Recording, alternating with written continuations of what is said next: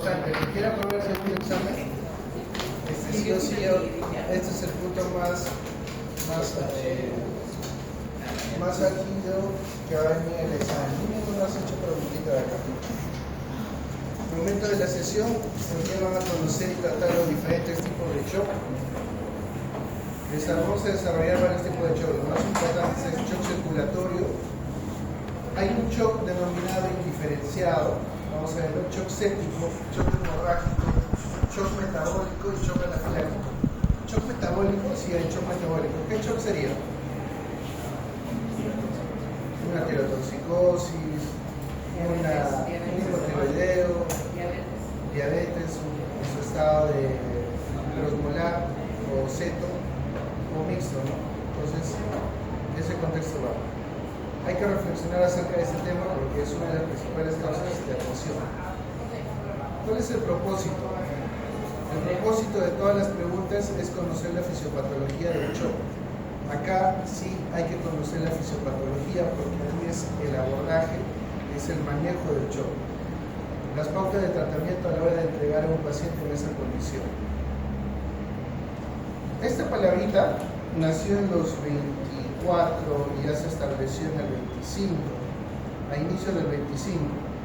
Se llama shock circulatorio indiferenciado. ¿Qué es lo que ocurría?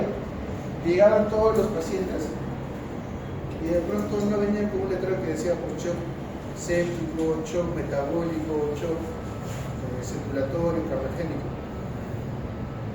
Y hasta que uno identificara qué tipo de shock era, había un retraso en la atención. Entonces eso generaba una demora en la atención y mayor mortalidad. Porque muchas veces también era difícil identificar el shock. Entonces, para ese contexto de demora en la atención, se creó por unos autores el término de shock circulatorio de manera indiferenciada. Por ende, si alguien coloca shock indiferenciado, no está fuera de contexto, está valorando aquel shock que llega, que incluso puede ser mixto. Por ejemplo, una centroacidosis diabética, la causa de la centroacidosis diabética puede ser un infarto de miocardio, es mixto, ya tenemos dos ahí. Entonces, un shock circulatorio indiferenciado. Como es un cuadro circulatorio agudo, es una emergencia potencialmente mortal y sumamente urgente.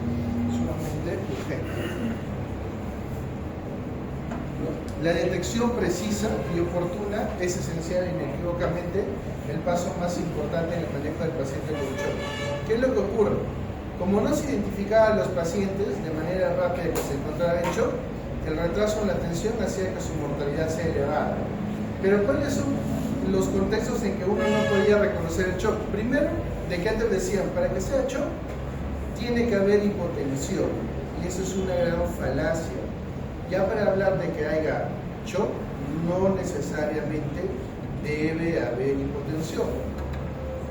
El shock es a nivel de todo el planeta y dependiendo de los determinantes que nosotros tengamos la capacidad para poder realizar la identificación, pues para donde ustedes van a ir el C1 lo van a tener, y si tienen, lo utilizan el ecógrafo, no van a tener un monitor de 10 parámetros, algunos tendrán EKG o no tendrán EKG. Entonces, en un contexto de esa naturaleza, los estudiosos dijeron, oye, ¿cómo va a ser el seguimiento en aquellos lugares donde las condiciones son paupérrimas? No estamos diciendo que nuestro país esté tanto, pero son en lugares en los cuales hay escasos recursos. E indicaron que nosotros tenemos que hacer el seguimiento por 3 ventanas. De ahí hablan cosas importantes. Las 3 ventanas clínicas. Es decir, solo se necesita la clínica de estos 3 elementos. ¿Cuáles son? El estado mental, es decir, que nos va a indicar cómo se encuentra la estructura del cerebro y su funcionalidad, los riñones en la producción de orina y lo más importante, la piel. Entonces, cuando yo trato a un paciente, puedo utilizar estas 3 ventanas para ver si está mejorando mi paciente o ya se encuentra en este escenario. ¿Qué más se aprendió? Como era el contexto de la identificación del shock, se vio que se identifique en etapas tempranas. Y es ahí donde sale el tercer párrafo. La perfusión y temperatura periférica reducida, el tiempo de llenado capilar prolongado y un índice de shock. Pregunta de examen, índice de shock. ¿Qué es el índice de shock? Es la frecuencia cardíaca dividida entre la presión arterial sistólica. Si esa es mayor a 0.7 o 0.8, son indicadores clínicos válidos de shock. ¿En quiénes se utiliza bastante esto? En los pacientes que llegan politraumatizados por accidente de tránsito. Un joven llega después de un accidente, tiene toda la descarga eléctrica y como tiene todo el metabolismo relativamente óptimo, la frecuencia cardíaca compensa la hipoperfusión, compensa la pérdida de sangre. Entonces, ¿quién está trabajando? ¿Cuál es la función vital que comienza rápidamente a compensar todo? Frecuencia cardíaca. Entonces, por eso utilizan en la fórmula la frecuencia cardíaca y la dividen en la presión arterial sistólica. Y van a ver de que aquellos pacientes, cuando ustedes hacen el índice de shock, va a haber muchos pacientes que se encuentran hablando, porque los pacientes entran hablando y eso es la noticia, ¿no? Accidente de tránsito, pero mi hijo entró hablando y se murió. ¿Realmente su paciente estaba estable? No, ya tenía un índice de shock elevado, sino que es el proceso propio del shock. Por eso se tiene que identificar. Es importante señalar que la presencia de hipotensión, ya lo había mencionado, aunque comúnmente se encuentra en los pacientes con shock, no debe considerarse como patrón para definir el shock. ¿Qué es lo que ocurre? Cuando hay una pérdida sanguínea, el organismo inmediatamente desencadena todos los reflejos más básicos. ¿Qué es lo que hace? Saca sangre de la estructura más grande que hay. ¿Cuál es la estructura más grande que hay? La piel, ¿cierto? La piel. Entonces, todo lo rubicundo, de toda el área de la piel, hace una vasoconstricción importante y ya no va a llegar sangre ahí, la va a redistribuir al cerebro y al corazón. Pero ¿de dónde también saca sangre? ¿O de dónde agarra más sangre? Que ustedes han llevado anatomía, agarra todo el sistema gastrointestinal, la mesentérica superior y la inferior, ¿han visto cómo son ramales? Todo eso se cierra y la sangre la distribuye para el corazón, cerebro y riñones para salvar esa área. Por eso, ¿qué es lo que dice la gente en los hospitales? Qué malo, el doctor no le da de comer a mi familiar, ya tiene 3 días sin comer, ¿cierto? ¿Han escuchado eso o no? ¿Verdad? Apenas ha entrado ya quieren que le den la cena y está chocado. No se le puede dar comida a un paciente chocado porque no hay irrigación sanguínea en ese momento. Todos sus vasos están cerrados tratando de mantenerlos, cualquier tipo de shock.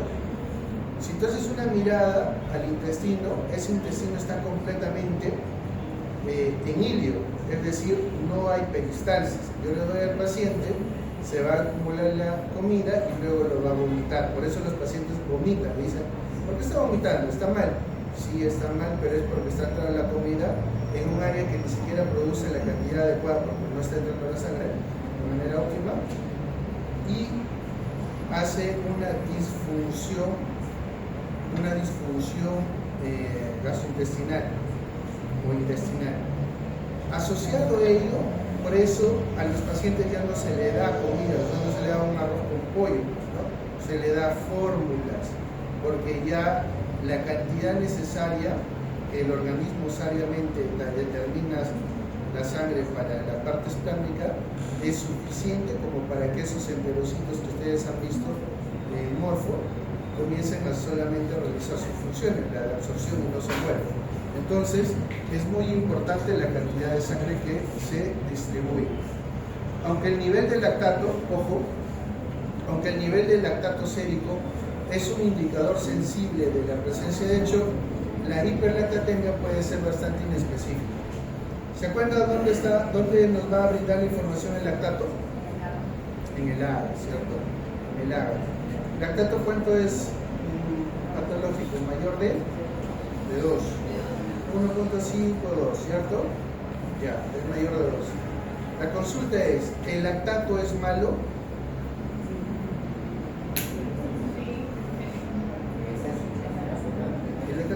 exceso? Ok, vamos a hacer esta analogía. Todos ustedes se van a comer en el restaurante de abajo, ¿ya? Y ahí miran el menú, y en el menú dice sopa de menestrón y pollo, arroz con pollo.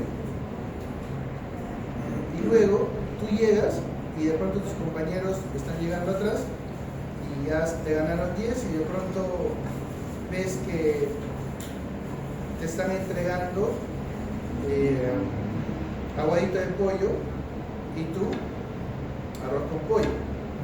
Y tú dices, pero ¿cómo? Si afuera dices menestrón y mi arroz con pollo, ¿qué es lo que habrá ocurrido? Bueno, no vamos a filosofar, pero el tema es que la condición normal era de que te den algo y está yendo una vía adecuada.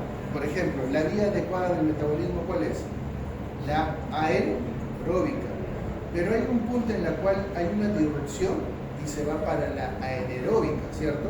Y en la anaeróbica produce lactato. Lo mismo acá en el restaurante. De pronto se quemó, se acabó el menestrón y tienen que dar otra cosa. Y se produce el aguadito. Ese aguadito se come. El lactato es un metabolismo que también lo genera y es de insumo para las células, pero nos está indicando que algo no está yendo bien. Lo mismo abajo, ese aguadito nos está diciendo que algo ocurrido en el restaurante, en la cocina, que no va bien. Se han quemado, se les ha acabado y están echándole agua al segundo y nos están dando, ¿cierto? Entonces, ese contexto nos está indicando. ¿Sirve para este? Sí, pero nos está indicando que algo no está yendo bien. Entonces, el lactato como analito no es malo. Simplemente cuando se produce, estamos teniendo la noción de que va. Y si está aumentando, pues definitivamente todo esto está en debacle. Pero no es la única causa que te eleve el shock. Por ejemplo, puede ser otros como intoxicaciones, otros componentes relacionados a la parte renal y demás. Conocer la fisiopatología del shock y vamos a generar algunas pautas de tratamiento en ellos. Ya, miren acá por favor. Todo nuestro organismo conlleva netamente un proceso de homeostasis. Lo normal es de que si tú necesitas una cantidad de oxígeno para las funciones vitales de este momento, el cuerpo te las va a dar, te las va a brindar, va a ser la descarga adrenérgica necesaria, metabólica, para la necesidad de consumo de oxígeno. Hace una hora atrás, ustedes han producido gran necesidad de consumo de oxígeno, tanto que me han tenido que ir afuera. Entonces, luego, en su organismo de ustedes ha estado compensando, les ha estado brindando toda la glucosa en general, y hay un mecanismo de compensación hasta la normalidad. Y luego, todo colapsa, no hay más. Siempre hay un punto de inflexión entre la oferta y el consumo. Y si esto prosiguiera más, por ejemplo, a alguien se le ocurre ser maratonista en este momento, pero ya estás a full, tu organismo va a forzar, va a consumir más oxígeno, pero la oferta ya no va a ser la más importante. Hay siempre un colapso. Pero ¿qué ocurre en la parte patológica? Por ejemplo, si tú tienes una sepsis y has tenido un infarto, la septicemia hace que se consuma oxígeno en el lugar del problema, por ejemplo, un pie diabético infectado con una celulitis importante, y de pronto resulta que encima está infartado. Entonces, ese contexto patológico hace que te vayas detrás de este patrón y se genere un gran consumo de oxígeno y una disminución de la oferta. ¿Se entendió ahí? ¿Sí? Ok. Un minutito, es una llamada del interior del país. Ya, a ver. Entonces, ¿qué es lo que ocurrió? Si ustedes hacen una mirada importante, todos los tipos de shock, acá se encuentran en el lado izquierdo. Shock séptico, shock cardiogénico, shock hemorrágico, hipovolémico, obstructivo, taponamiento cardíaco y neumotorax a tensión. El tema es que cuando tú buscas la información y te dice, por ejemplo, tu colega de prácticas, oye, para mañana ándame toda la evidencia necesaria acerca del shock obstructivo. Tú vas, ¿a dónde vas? A PubMed, ¿cierto? A PubMed buscas y de pronto no encuentres información de una sociedad. Es decir, esas grandes sociedades que hacen investigación. Pero si tú te vas a shock séptico, hay varias sociedades que se han enfocado en shock séptico, porque 8 o 7 de cada 10 hospitalizados tienen sepsis. Entonces, crítica, emergencia, nefrología interna e infectología dijeron, pues si este es el gran problema, hay que enfocarnos en ello. Y generaron una directriz llamada la Surviving Sepsis, la campaña de supervivencia contra la sepsis. Esto está peor que Terminator. Tienes versión 90, 95, 20, 21 y 25. Entonces cada una va dando mejores indicaciones, mejores perspectivas con respecto a la previa. ¿Cuáles son sus recomendaciones? Eso es lo más importante. Medir los niveles de lactato, obtener cultivos de sangre antes de administrar los antibióticos, administrar antibióticos de amplio espectro, no vamos a estar dando amoxiclavulámico, ¿no? O un chocado. Comenzar a administrar rápidamente fluidos, 30 mililitros por kilo en caso de hipotensión o lactato mayor de 4. Eso es importantísimo porque son hitos fundamentales. Para que les salga esa información, chicos, ha habido contra investigación. Ha habido emergenciólogos que fueron quemados, vetados de la medicina porque hablaban del lactato. Un estadounidense muy importante, Ron Walsh, el que hizo y habló acerca, por ejemplo, del lactato y el paquete de intervención frente a ello. Y el otro es cuando hay un shock cardiogénico, ya alguien ha salido y dijo, no, pues si es cardiogénico me corresponde, y salió la Asociación Estadounidense del Corazón, ni siquiera la otra, pero no te da recomendaciones de nivel de evidencia altísima, pero no te dice, ¿sabes qué? Este shock cardiogénico dentro de estas horas tiene que tener una visión. A la hora tienes que tener sus parámetros mejorados, no las tienes sin mirar el shock séptico. Esa es la del 2022. Shock hemorrágico, los europeos, sobre todo la Sociedad de Anestesiología, los cirujanos, aún así, han dado pautas, pero no hay una directriz. Shock obstructivo, shock cardiogénico, shock obstructivo con una neumotorax a tensión. Entonces, tenemos una cantidad muy importante de tipos de shock que pueden entrar por esa puerta y nosotros tenemos que abordar y saber qué es lo que tiene. Pero cuando llega, no vamos a ver inmediatamente qué tipo de shock es. Puede ser un shock mixto, pero hay que darle tratamiento. Entonces, para no evitar esa demora desde la puerta hasta que yo sepa qué tipo de shock y agarre mi guía clínica de Surviving Sepsis y la aplique, ya no va a ser la hora, sino va a ser ya un tiempo que ya se consumió hasta la identificación y a partir de acá, la hora dorada.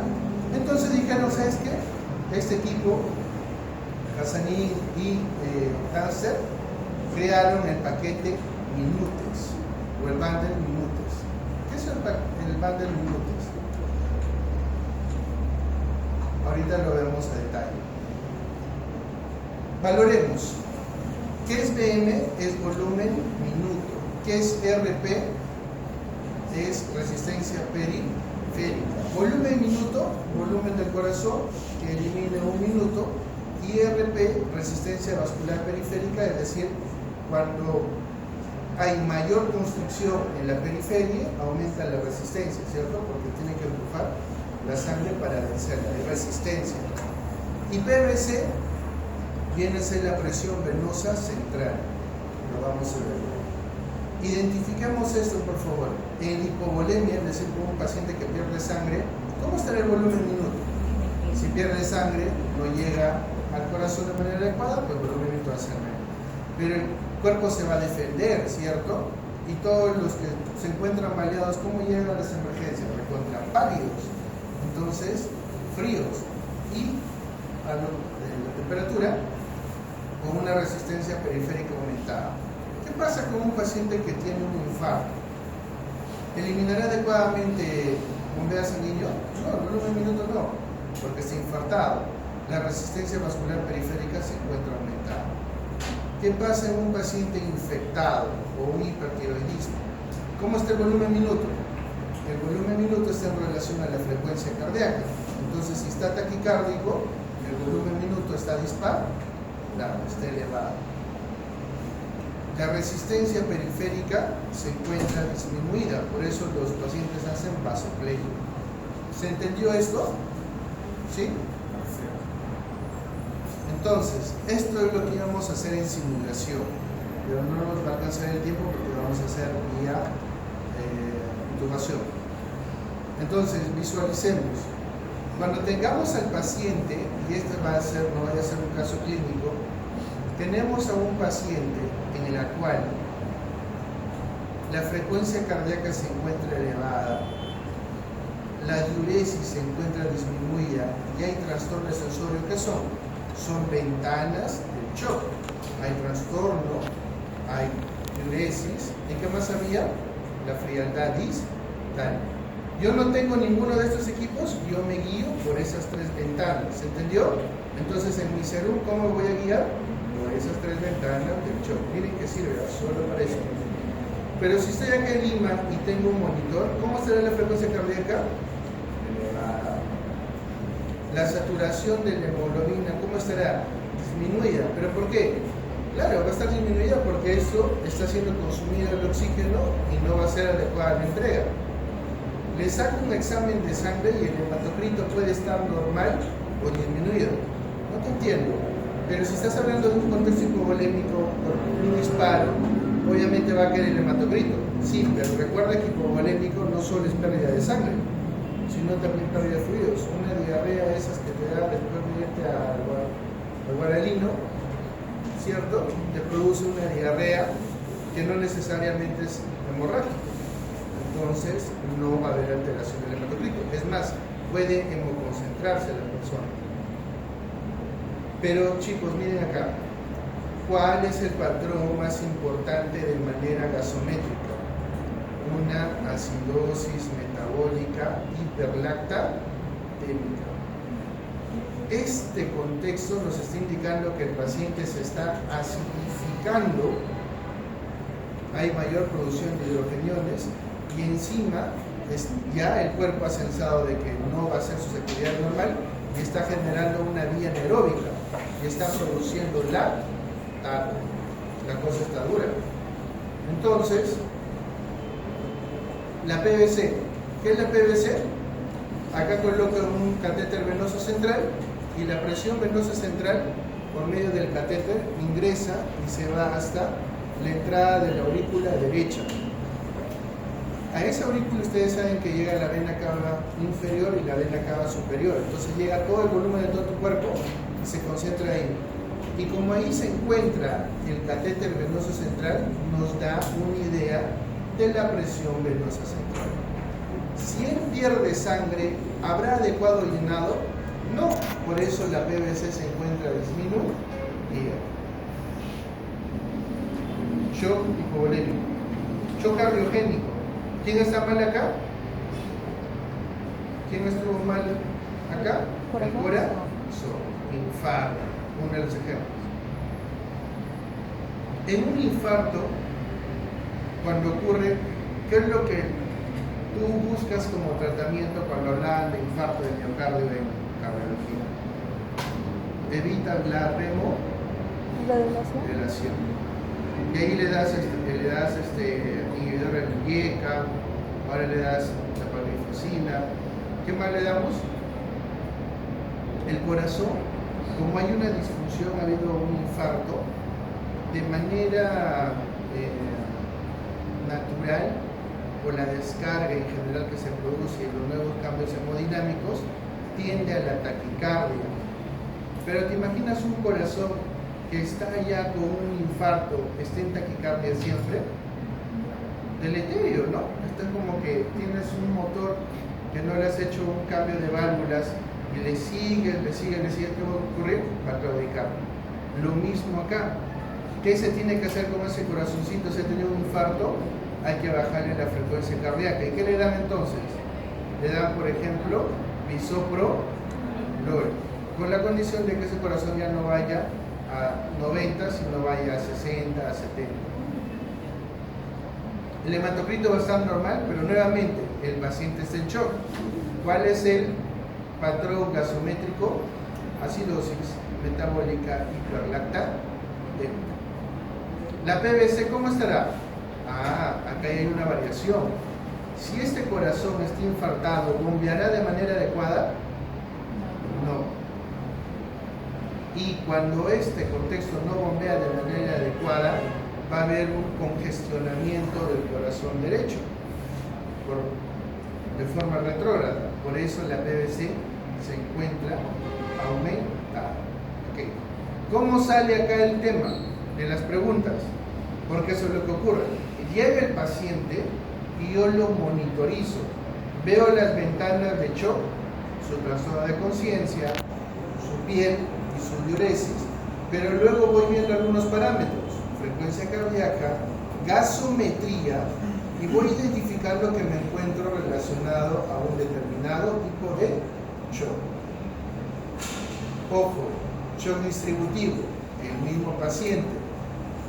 Patrón gasométrico, hiperlactatémico, acidosis metabólica, diuresis disminuida, PVC disminuido y, ojo, resistencia periférica disminuida.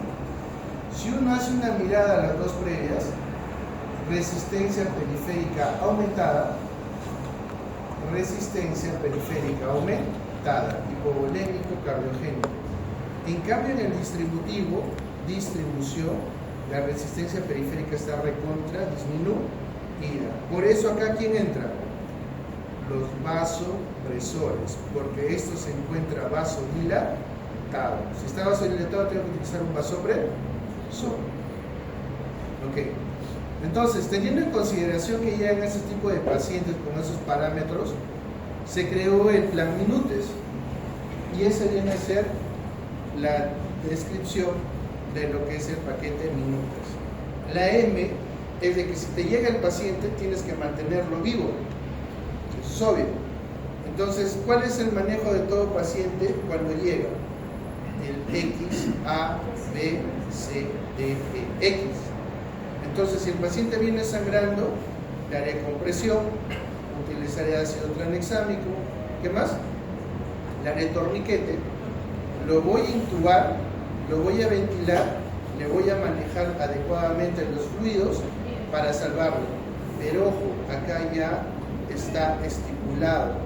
¿En qué momento lo voy a hacer eso? En el minuto 0. Luego de administrarle la cantidad de volumen adecuado, tengo que ver si hay una respuesta. Por ejemplo, le coloco 30 mililitros por kilo. 30 por 60 kilos. 180. 1800, ¿cierto? 2 litros. Bueno, muchos dirán 2 litros no es nada, porque están acostumbrados ustedes de dar litros a los pacientes. Pero no se reanima así ya. ¿Por qué no se reanima así? Porque cuando, por ejemplo, a ti te corresponde 5 litros y estás enfermo y de pronto te hidratan demasiado y te colocan en tu balance hidroelectrolítico 1 litro más, o sea, para ese balance hidroelectrolítico acumulado 1000 mililitros, por cada 1000 hay 10% de mortalidad asociada. Entonces ve al hospital y chécate el carnet de enfermería y fíjate cómo están los balances de un shock séptico y de una pancreatitis. Vas a ver que van a estar más 5.000, más 3.000 y el paciente no va bien, se va aumentando, porque a mayor líquidos no necesariamente va yendo bien al paciente, porque tiene que tener una adecuada diuresis. Como eso se identificó, ya nosotros dar tanto líquido para mantener una PAN mayor de 65 que eso ya lo saben, que es una presión arterial media adecuada, en la cual esa presión es adecuada para que todos los tejidos estén perfundidos. Entonces le colocas la cantidad adecuada de suero o lactato de Ringer y visualizas que no hay respuesta. ¿Qué es lo que vas a hacer inmediatamente? Administrar vasopresores. ¿Qué vasopresor conocen? Adrenalina. Noradrenalina. Comenzamos siempre por noradrenalina. Entonces iniciamos con la adrenalina y vamos titulando. Luego, importante, ustedes saben que van a destruir ya la simulación, ¿cierto? Acá, y van a construir la nueva. ¿Acá? ¿No? En un mes y medio ya van a destruirlo y van a construir 1 o 2 pisos hasta rompiéndolo de unir. ¿Cómo se alegra? Le voy a decir. Y ahora van a hacer simulación en el 10º piso, dice, porque se han alegrado, lo van a mandar al 10º piso. Entonces, hasta que lo terminen, 1 mes y medio dura la obra.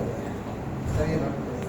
Entonces, todos tienen que saber, todos tienen que salir con esto, chicos, con ultrasonido. Si pensabas que con el estetoscopio era ya mucho, no te pases, con el ultrasonido tienen que salir todos. Todos tienen que dominar ultrasonido. Es la tendencia de todas las facultades de medicina. Y tengo entendido que Mesa lo va a hacer, así que prepárense. La etiología, hay que tratar la etiología de fondo y estabilizar el órgano. Entonces, miren, minutos, mantener el ABC, infusión rápida de vasopresores, investigar cuáles son las causas. Si viene con dolor torácico, le sacan un EKG, le sacas el EKG, su gas arterial y envías enzimas cardíacas. Ultrasonido, trata la etiología y estabilizas al paciente. ¿Qué pasa si viene con una hemorragia externa activa?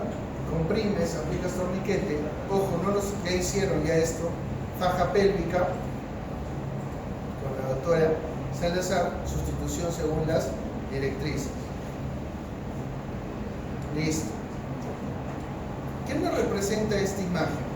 Esta imagen nos representa una línea de tiempo, así como hay la evolución natural o la historia natural de la enfermedad que te llamaba. Esta viene a ser la historia, entre comillas, de la progresión del shock. Visualicen todos. Un paciente ingresa con shock y el shock va progresando, pero no es que se elimina, sino que tiene persistiendo el shock, pero va apareciendo algo mucho más funesto. ¿Qué viene a ser? El DOMS. ¿Qué es el DOMS? DOMS. Disfunción orgánica múltiple, sistémica. Disfunción sistémica, orgánica múltiple, como ustedes quieran ver. DOMS. Entonces, miren, mientras yo no corrijo el bendito shock, está apareciendo este de acá. Pero no solo es una disfunción de un órgano, son de varios órganos. Entonces, no podemos, ni para el examen, ni para la vida, hacer que el shock progrese. Porque tú no vas a poder sacar a un paciente con... Si estás peleando tan solo con una bacteremia, imagínate pelearte cuando todos los órganos estén disfuncionando. Ya no va a ser posible. Entonces su mortalidad es importante. Acá viene el mensaje. Un paciente con shock de la manera inicial, ¿qué es lo que tú le vas a brindar? De manera inicial, le das tus 30 mililitros por kilo, no responde, le inicias vasopresores para mejorar la hipoperfusión.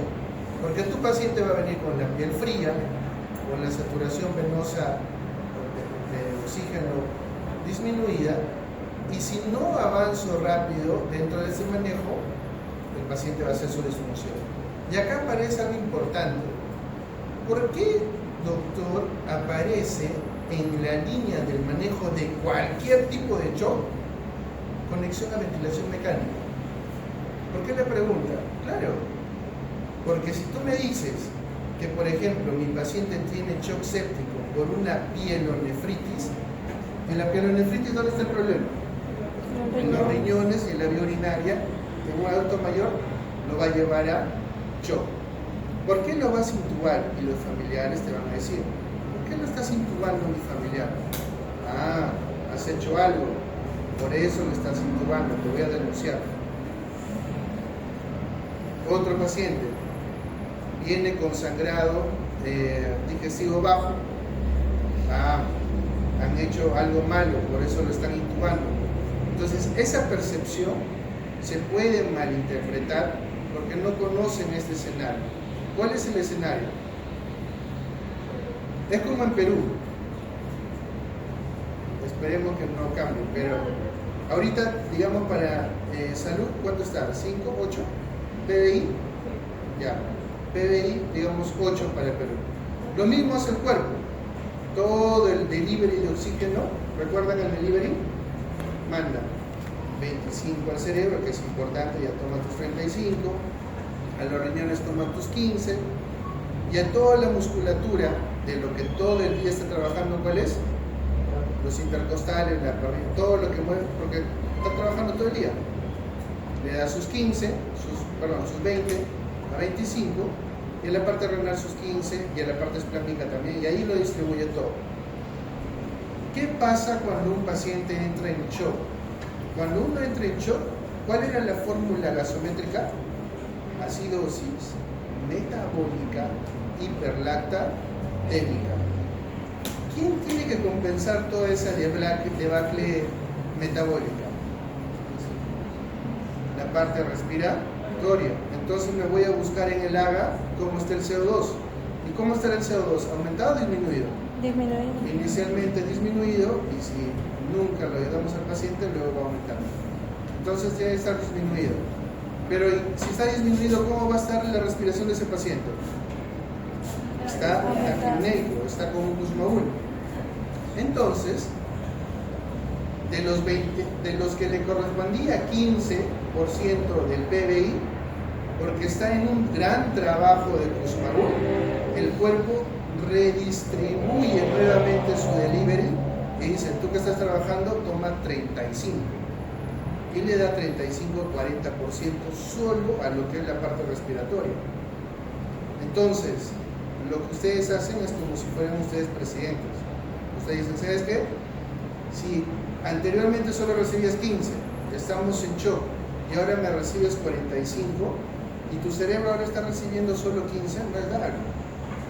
Entonces hay que tomar una intervención. Te voy a intubar, te voy a analgesiar y sedar y paralizar, para que el trabajo, ¿quién lo va a hacer?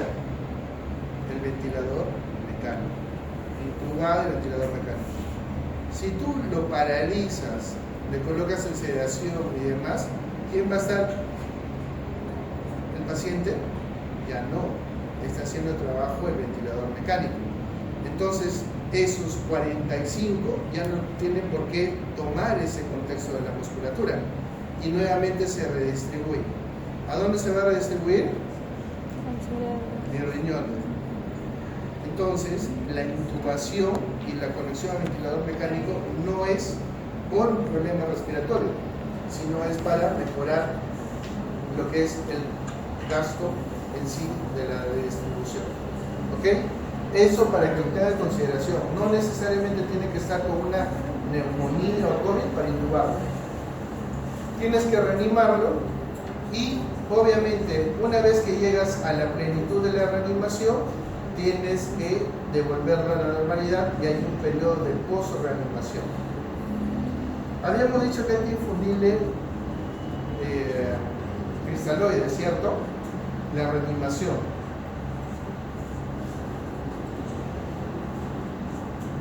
Denle una mirada a estas fórmulas.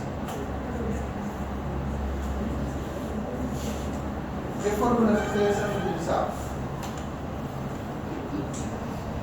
¿Se nota? Sí, ¿no?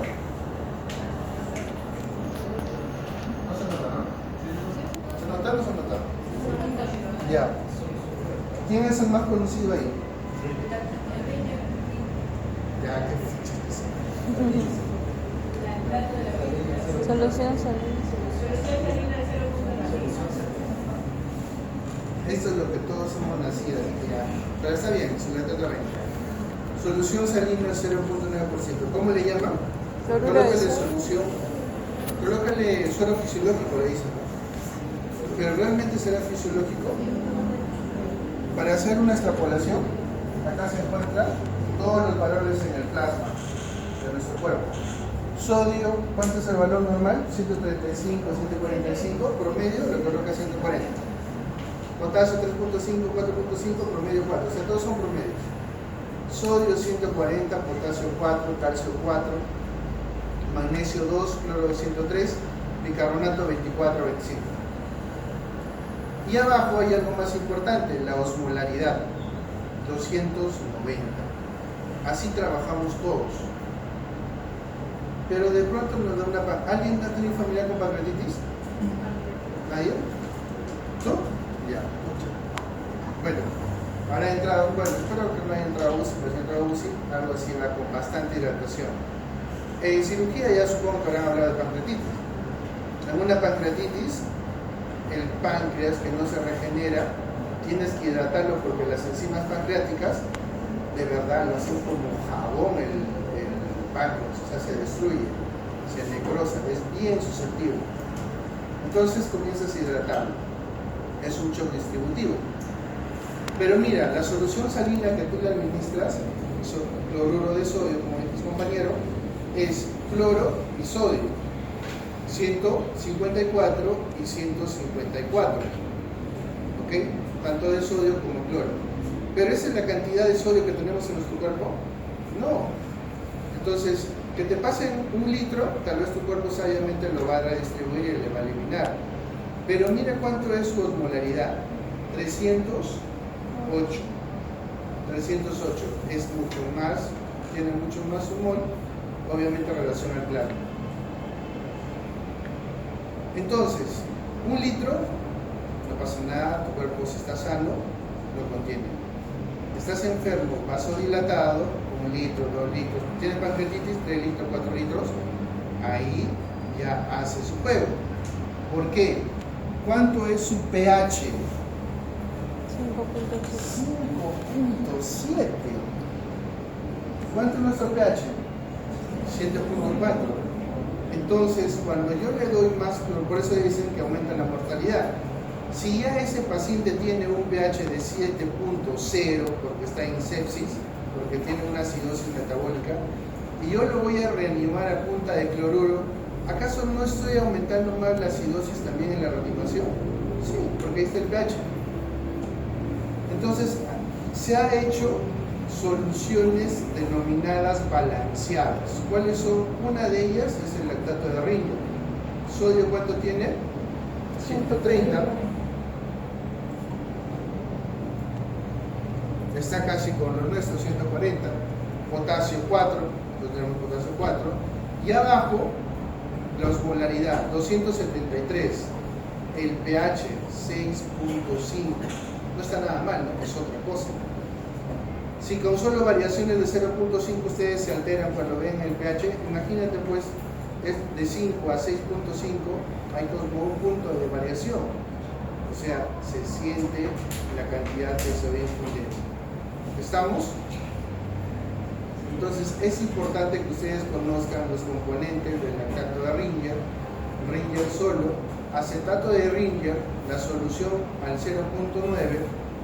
Otro contexto asociado ahí, si ustedes logran ver, es solución salina al 7.5. ¿En quiénes utilizarían solución salina al 7.5? En la hiponatremia. Pero una hiponatremia crónica o una hiponatremia aguda, eso lo vamos a ver. Solución glucosada al 5%, glucosada al 10% y al 50%. Todas esas ya las dos últimas son hipertónicas. ¿Ok? Pero sepan las características. ¿Cuánto equivale? Porque dicen, oye, no está comiendo, déjale una glucosita, ¿no? Déjale una destroza. Es lo que dicen. Pero mira, 1 gramo de glucosa equivale a 3.4 kilocalorías. 1 litro de la solución de glucosada equivale a 170 kilocalorías. ¿Cuántas calorías tú necesitas para vivir un día? 2200. Y así ingredientes todavía. ¿Cuántos son? 2500. 2200. ¿Tú crees que le estamos dando al paciente que lo tenemos en NPO y le dejas con su destrocita para la alimentación? Que no se deteriore. 3.4 kilocalorías no aporta mucho, ¿no? Entonces, y peor si se encuentra todavía en un shock séptico, la demanda aumenta. Entonces hay que tener en consideración este punto. Asociado a ello, vean de que estos son los balanceados, el Plasma-Light y el Isofundin. ¿Qué características tienen? Que tienen acetato y gluconato, es decir, calcio, dentro de su formulación, pero una de las desventajas es su pH. Ok. El problema de la sepsis es muy conocido. Entonces, por eso dan infografía a las personas para identificar, porque ese es el principal problema. Si ustedes logran ver, incluso allá en todos los países, dentro de los síntomas de sepsis, están dándote ventanas de sepsis. ¿Cuáles son las ventanas de sepsis acá? Confusión, ¿no? Alteración en el habla. ¿Qué más? Frecuencia cardíaca elevada. ¿Son o no son las ventanas de sepsis? Sí, ¿no? ¿Qué más? Alteraciones en la piel, ¿no? Sudoración. Entonces nos está dando como información ventanas clínicas de sepsis que nosotros quisiéramos. Pero hay que tener en consideración este grupo de riesgo pregunta de examen. ¿Y quiénes me tengo que alertar o poner mosca o ponerme vivo? En las personas con enfermedades crónicas como son diabetes. Un paciente con diabetes y nefritis tienes que sacarle mínimo una tomografía o una radiografía para ver qué. Si tiene enfisema, ¿cierto? ¿Qué más? Una enfermedad pulmonar, cáncer. Si el cáncer no te mata o no te disminuye la inmunidad, luego hacer la quimioterapia, o sea, para un lado o para el otro, siempre las bacterias oportunistas están ahí.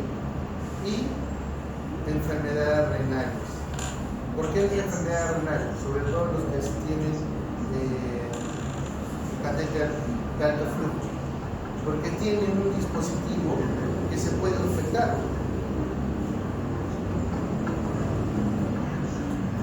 A ver, tu reloj que te compraste, ¿cuánto tiempo te ha durado? ¿Lo has cuidado? ¿Te ha durado? ¿Más de 2 años? Ni al mes te ha llegado, ¿cierto? Tu celular que lo compraste, se te cayó al mes, ya, te cayó a 6 meses. Ese paciente que vive con un catéter va a tener los cuidados los primeros meses. Va a tener, se va a tapar cuando se baña, se va esto, pero de pronto, por X motivos, va a romperse ese contexto y es una oportunidad terrible para las bacterias y se infecta. Y la premisa del paciente con shock séptico es, si tengo un catéter o tengo un dispositivo infectado, ¿qué es lo que se tiene que hacer? Retirarse. Es fácil decirlo, pero ponte que tiene un catéter de alto flujo y su diálisis, eso es lo que ocurre, su diálisis el viernes. El paciente que hace, no lo saque porque sabe lo que es estar con uremia. Entonces va y se mete, no dice nada, lo limpia bien, mete y la bomba, ¡fum! ¿Qué es lo que hace? Todas las bacterias, una bacteremia. Y de pronto, en plena diálisis, se muere. Y todos dicen, no, ¿qué ha pasado? Si vino vivo, acá lo han matado, negligencia. Pero nunca se mencionó que el paciente estuvo con el CAF disfuncional. Es más, hasta ellos mismos te solicitan, por favor no lo saquen, déjenlo, dialízame esto. No, te ruegan porque saben que la uremia es brava. Entonces, ¿Qué es lo que tiene? Tiene que salir. Ya, lo sacas. Tiene que entrar el paciente en periodo de ventana. O sea, ¿cuánto tiempo no se va a dializar? La uremia se va a presentar. Los pacientes, así como los diabéticos tienen miedo a la hipoglicemia, los renales tienen miedo a la uremia, porque sangra por la boca, trastorno del sensorio, no saben si lo van a contar o no. Entonces, eso los aterroriza. Y después de la semana de full antibiótico y de ventana, recién se coloca un catéter. Estamos hablando de un catéter temporal, pero ponte que ya es un catéter definitivo. Imagina sacar un catéter definitivo. Ese catéter definitivo no se saca en su cuarto, se saca en sala de operaciones. Y para poner otro catéter definitivo, si una vez sacas de acá, ya no puedes utilizar esos vasos, porque ya se encuentran alterados. Tendrás que irte al lado izquierdo, tendrás que irte a las femorales. Entonces, las femorales se contaminan más, se contaminan más. El lado izquierdo, ¿por qué no lo habrán colocado anteriormente? A lo mejor tenía una alteración en los vasos. O sea, todo eso juega en contexto. Listo. Entonces, para sepsis, acá, dijeron pues, oye, si estamos hablando, estamos contra el tiempo, hay que hacer la famosa hora dorada. Pregunta de examen de su director de escuela. ¿Qué tanto le gusta hablar de esto? Hora dorada de la resucitación. Primero hacen la medida del lactato. Luego, si el lactato se encuentra elevado, ¿qué hacen? Obtienen cultivos. ¿Cuántos cultivos piden? Dos cultivos. ¿En qué momento? ¿Cuando hay fiebre o no hay fiebre? Antes decían que los cultivos se tienen que hacer cuando hay fiebre, pero los estudios indican que es indiferente. Lo cierto es que los cultivos tienen que realizarse en dos áreas diferentes. No voy a sacarle el cultivo de acá de sangre y ahí mismo sacarle la otra muestra. Un hemocultivo es de un área y el otro hemocultivo es de otra área diferente. ¿Ok? No puedo sacarle del mismo lado. ¿Qué otra cosa más? Si tiene un dispositivo como un catéter venoso central, ven acá. ¿Qué será esto? Un catéter venoso central. Ese catéter venoso central, si digamos está infectado, lo tienen que retirar. Cuando lo retiran, la punta lo cortan y lo colocan en el cultivo para ver qué cosa está dentro de este catéter que está infectando y está haciendo bacteria. Mira, coges tus dos cultivos, incluso hablan de un cultivo central y de dos cultivos periféricos. Ojo, ¿cuántos cultivos serían? Tres cultivos. Si tengo CBC, por acá retiro una muestra, estoy tomando de esta zona, y dos cultivos acá y acá. ¿Se entendió? Necesita oxígeno, le das oxígeno y le das tus cristaloides, 30 por kilo, y rápidamente, si no responde, no sigas como la primera vez, no insistas. Entonces, utiliza inmediatamente vasopresores, noradrenalina, ¿ok? Noradrenalina. Chicos, acá para que ustedes vean, estos son los pasos que uno tiene que llegar a realizar durante la progresión de un paciente con shock. No es nada diferente, vamos a afianzar solo algunos conceptos. Tú identificaste que hay una infección, dentro de horas a pocos días esto se va a convertir en una septicemia y el shock. Tú lo identificas, tienes síntomas o signos o criterios de sepsis o shock séptico, ¿qué vas a hacer? Tu paquete de medidas dentro de la hora, hemocultivo, lactato, antibiótico, fluidoterapia y vasopresores, ¿cierto? Perfecto. Pero luego dices, oye, pero no que he visto el cloruro, he visto su pH, he visto que puede ser perjudicial. Entonces, ¿tendré que tener mucho cuidado con los fluidos? Sí. Entonces hay que valorar si utilizamos cristaloides balanceados, albúmina, por ejemplo, lactato de Rinkel y demás. Ok, pero ya le pasé 1800 mililitros de cloruro, casi 2 litros de cloruro, e inició la adrenalina. ¿Cómo yo sé si todavía mi paciente necesita o no necesita más hidratación? Vamos a poner escenarios. Estás en el serum, ahí en la punta,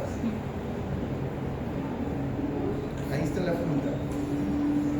¿Y cómo vas a hacer tú que mi paciente está respondiendo o no a mi terapia de fluidoterapia? Primero, con las 3 ventanas, ¿se acuerdan? Pues mejor el sensorio, orina mejor, o la piel ya se torna menos marmórea. ¿Estamos?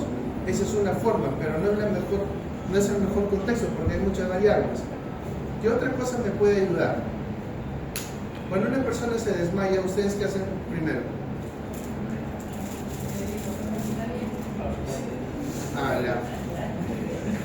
Lo que hacen.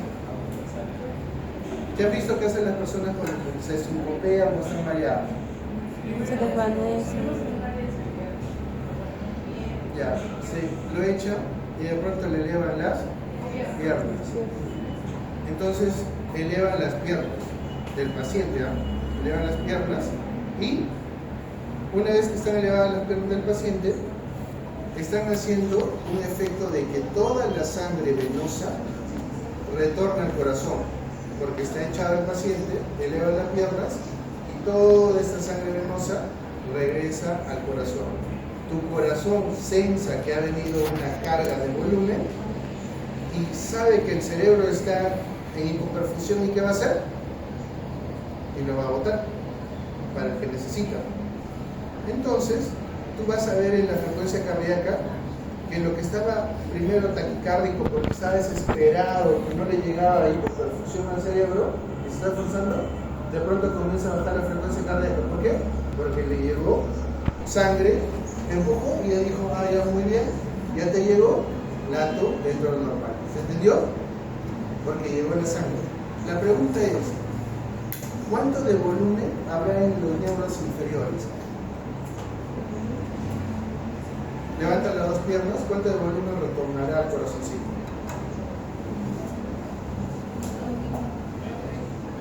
Casi 300 a 400 mililitros. Ya si haces piernas, más todavía. Entonces, miren chicos, miren, entonces con esa técnica, ustedes le están dando indirectamente un bolo, pero de su propia sangre, que la sensa el corazón y hace una respuesta. Si hay respuesta, ¿qué significará? Que sí necesita fluido, ¿cierto? Entonces, bajo las piernas, se redistribuye, nuevamente se da cuenta que le falta bolemia para el cerebro y se vuelve taquicárdico. Entonces yo digo, oye, ha habido respuesta, pásale un bolo de 450 de fluido. Le paso 450 y ves que la taquicardia baja. Esa es la forma de hacer seguimiento en lugares distantes o con escasos recursos. No estoy utilizando otra cosa, estoy simplemente haciendo esa maniobra. Porque si ustedes le siguen dando cloruro, va a ser perjudicial. Si tienen ecocardiografía, le hacen un ecocardio, se van debajo de subsifoides y hacen una ventana subsifoidea y van a ver la vena cava inferior. Si la vena cava inferior está colapsada, pues le falta líquidos y necesitamos. Doctor, no tengo ecocardiografía, tengo línea arterial, que le puede ser una variación del volumen sistólico, le puedes dar bolos de fluidos o minifluidos, y chicos, miren, lactato y orinado capilar. No tengo nada, no sabía que había elevación de pasiva de las piernas, entonces sácale lactato. Si el lactato te llegó con 8, le metes fluidos y está en 4, tu reanimación ha sido adecuada. Y está orinando, sigue dándole fluidos. Todo este contexto es para evitar esto de acá, la sobrecarga hídrica. Que la sobrecarga hídrica lo único que hace es disfuncionar los demás órganos. ¿Ok? Y esto lleva a mayor compromiso y demás. Entonces lo que se tiene que hacer es